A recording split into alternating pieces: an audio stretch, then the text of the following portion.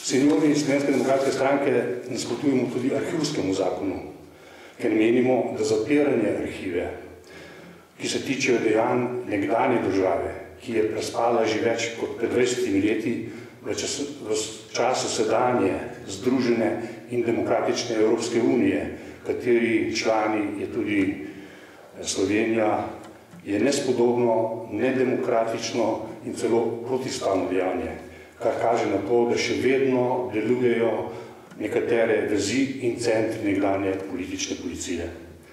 Mlada država Slovenija ne sme biti talec slabih dejanj in praks nekdanje razpadle države.